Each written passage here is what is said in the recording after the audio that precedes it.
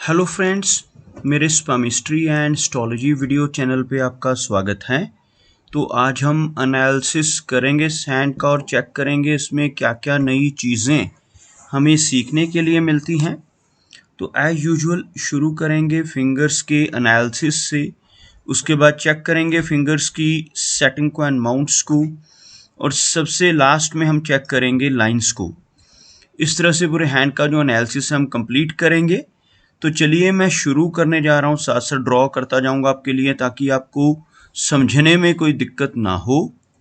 अपने हाथ की वीडियो बनवाने के लिए या फिर फ़ोन कंसल्टेशन लेने के लिए आप स्क्रीन पर दिखाए गए मेरे इस नंबर के ज़रिए संपर्क कर सकते हैं। यहाँ पर आप देख सकते हैं इनकी जो हथेली है कुछ इस तरह से एक स्क्वायर शेप में नज़र आ रही है, जो इंडिकेट करती है एक हार्डवर्किंग टाइप की नेचर को। और अगर इनकी फिंगर्स की बात की जाए तो आप यहाँ पर देख पाएंगे इनकी फिंगर्स काफ़ी थिक नज़र आ रही हैं। फिंगर्स की थिकनेस को आप यहाँ से बेस फैलेंजेस से चेक कर सकते हैं। थिक फिंगर्स का होना काफ़ी अच्छी एनर्जी एंड स्टैमिना को दर्शाता है। यहाँ पर आप देख पाएंगे सभी फिंगर्स पर आपको कुछ इस तरह की सीधी खड़ी रेखाएं भी नज़र आएंगी। ऐसी रेखाएं व्यक्ति को मिलनसार स्वभाव का बनाती हैं। ऐसे व्यक्ति दूसरों के साथ बहुत अच्छे से तहजीब से पेश आने वाले होते हैं। एक बहुत अच्छी पर्सनैलिटी के तौर पर ऐसे व्यक्ति को देखा जा सकता है। अगर हम इनकी तर्जनी उंगली यानी गुरु फिंगर की बात करें तो यह फिंगर थिक होने के साथ साथ बिल्कुल स्ट्रेट और काफ़ी अच्छी लंबाई में भी है। गुरु फिंगर का इस तरह से स्ट्रांग होना व्यक्ति को ज्ञानवान बनाता है। ऐसे व्यक्ति स्पिरिचुअल नेचर के होते हैं, आध्यात्मिक होते हैं। दूसरों को गाइड करने वाली पर्सनैलिटी, दूसरों का मार्गदर्शन करने वाली नेचर ऐसे व्यक्ति की आपको देखने को मिलेगी। अगर हम इनकी शनि फिंगर की बात करें तो यह फिंगर आपको बिल्कुल स्ट्रेट और काफ़ी अच्छी स्ट्रेंथ में नज़र आएगी। शनि फिंगर का स्ट्रांग होना व्यक्ति को मेहनती नेचर का बनाता है। ऐसे व्यक्ति डिसिप्लिन्ड होते हैं, एक अनुशासन प्रिया और न्याय प्रिया टाइप की पर्सनैलिटी ऐसे व्यक्ति की आपको देखने को मिलेगी। और अपनी इन्हीं खूबियों की वजह से जीवन में बहुत अच्छी तरक्की ऐसा व्यक्ति कर पाता है। अगर हम इनकी सूर्य फिंगर की बात करें तो यह फिंगर आपको काफ़ी अच्छी लेंथ में नज़र आएगी। लंबाई में यह फिंगर इनकी तर्जनी के लगभग इक्वल पहुंचती हुई नज़र आ रही है। इस तरह की स्ट्रेट सूर्य फिंगर व्यक्ति को क्रिएटिव नेचर का बनाती है। काफ़ी अच्छी आर्टिस्टिक क्वालिटीज़ ऐसे व्यक्ति के भीतर रहती हैं। काफ़ी अच्छा सोशल सर्कल ऐसा व्यक्ति बना पाता है जिनकी सूर्य फिंगर सीधी हो, लंबी हो। लेकिन साथ ही साथ ऐसा व्यक्ति थोड़ा रिस्क टेकर स्वभाव का भी हो सकता है। जिनकी सूर्य फिंगर अच्छी लेंथ में होती है, ऐसे व्यक्ति जीवन में रिस्क लेने से नहीं घबराते और कई बार तो अपनी इन्वेस्टमेंट्स के मामले में भी ऐसा व्यक्ति जीवन में रिस्क ले लेता है। अपने पैसों को, अपने धन को ऐसी जगहों पर लगा देता है जहां पर लॉस के चांसेस हों, जैसे शेयर मार्केट है, क्रिप्टो करेंसीज हैं, म्यूचुअल फंड्स हैं, मल्टी लेवल मार्केटिंग है। ऐसी चीज़ों की तरफ भी व्यक्ति की रुचि आपको देखने को मिल सकती है। इनकी सबसे छोटी यानी मरकरी फिंगर को देखा जाए तो यह फिंगर हल्की सी लो सेट है।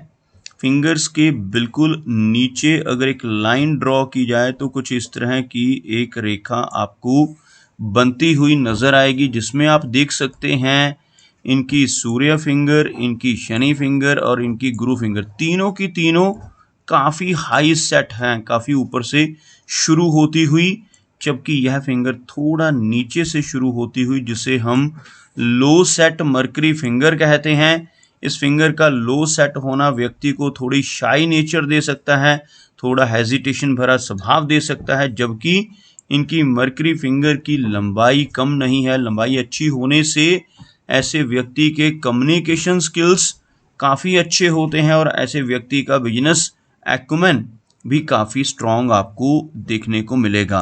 अगर हम बात करें इनकी गुरु फिंगर की, इनके गुरु माउंट की, तो आप यहाँ पर देख पाएंगे इनका बृहस्पति यानी गुरु का जो माउंट है काफ़ी उभरा हुआ, यह एरिया आपको काफ़ी उठा हुआ नज़र आएगा। और यहाँ पर आपको इनकी मस्तिष्क रेखा से निकलकर एक ब्रांच ऊपर की तरफ जाती हुई नज़र आएगी। इस तरह की ब्रांच को प्रोग्रेस लाइन का नाम दिया जाता है, और जिनके हाथ में इस तरह की प्रोग्रेस लाइन होती है, ऐसे व्यक्ति अपनी बुद्धि की वजह से, अपनी विजडम की वजह से जीवन में बहुत अच्छी तरक्की कर पाने में कामयाब रहते हैं। बृहस्पति माउंट स्ट्रांग होना व्यक्ति को काफ़ी नॉलेजेबल भी बनाता है। अगर हम शनि पर्वत की बात करें तो शनि का माउंट हल्का सा कमज़ोर पड़ता हुआ नज़र आ रहा है। शनि रेखा भी आपको सेंटर में से थोड़ी सी वीक पड़ती नज़र आएगी, जिसकी वजह से जीवन में अप्स एंड डाउन्स का सामना ऐसे व्यक्ति को करना पड़ सकता है। यहाँ से आप देखेंगे इनकी शनि रेखा थोड़ी सी धुंधली पड़ती हुई। आपको बताना चाहूँगा किस रेखा को हम शनि रेखा कहते हैं। यह रेखा जो नीचे से शुरू होकर इस तरह से ऊपर की तरफ बढ़ रही है, यहाँ तक पहुँच रही है, इसी रेखा को शनि की रेखा या भाग्य की रेखा कहा जाता है। अगर यह रेखा बीच में से आपको हल्की सी वीक पड़ती नजर आए तो यह व्यक्ति को जीवन में उतार चढ़ाव देती है। अप्स एंड डाउन्स के साथ साथ फाइनेंशियल लॉसेस का सामना भी ऐसे व्यक्ति को जीवन में देखने को मिल सकता है। लेकिन अच्छी बात क्या है कि इनकी जो शनि की रेखा है, यह शनि पर्वत के ऊपर चलकर बहुत अच्छी और स्ट्रांग हो रही है। यहाँ पर यह रेखा आपको काफ़ी अच्छी स्ट्रेंथ में नज़र आएगी, और यहाँ पर शनि रेखा का होना व्यक्ति को बहुत अच्छी ओल्ड एज देता है। ऐसे व्यक्ति अपनी ओल्ड एज में पहुंचकर भी किसी तरह की कमी का शिकार नहीं होते। ऐसे व्यक्ति के पास source of income old age में बने रहते हैं, कहीं ना कहीं से धन की व्यवस्था होती रहती है।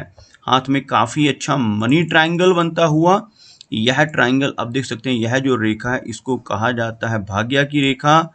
यह रेखा कहलाती है मरकरी लाइन यानी बुध की रेखा, और यह रेखा कहलाती है मस्तिष्क की रेखा यानी माइंड की लाइन। तीनों रेखाओं के मिलने से यह जो एक ट्रायंगल बनता है, इसी ट्रायंगल को मनी ट्रायंगल यानी धन त्रिकोण कहा जाता है। हाथ में इस त्रिकोण का बनना बहुत लकी होता है। ऐसा व्यक्ति अपनी सूझबूझ से, अपनी नॉलेज की वजह से धीरे धीरे कर कर जीवन में काफ़ी अच्छा धन जमा कर लेता है, एक्युमुलेट कर लेता है, और ऐसे व्यक्ति ओल्ड एज में हर तरह के सुख भोगने वाले होते हैं। अगर हम बात करें इनके सूर्य पर्वत की तो सूर्य रेखा काफ़ी डीप कट है। हल्का सा यहाँ पर दबा हुआ सूर्य माउंट होने से व्यक्ति को यश की कमी रह सकती है।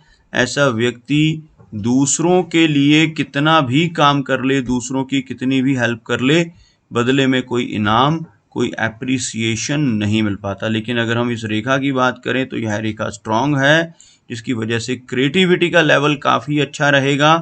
साथ ही साथ ऐसा व्यक्ति एक बहुत अच्छी पहचान, बहुत अच्छी रिकॉग्निशन सोसाइटी में बना पाने में कामयाब हो जाता है। अगर हम बात करें इनके मरकरी माउंट की तो आप देखेंगे यह एरिया उभरा हुआ है। साथ ही साथ यहाँ पर आपको एक बहुत अच्छी मरकरी लाइन नज़र आएगी, जिसकी वजह से बहुत अच्छे कम्युनिकेशन स्किल्स और बहुत अच्छा बिजनेस एक्यूमेन आपको ऐसे व्यक्ति का देखने को मिलेगा।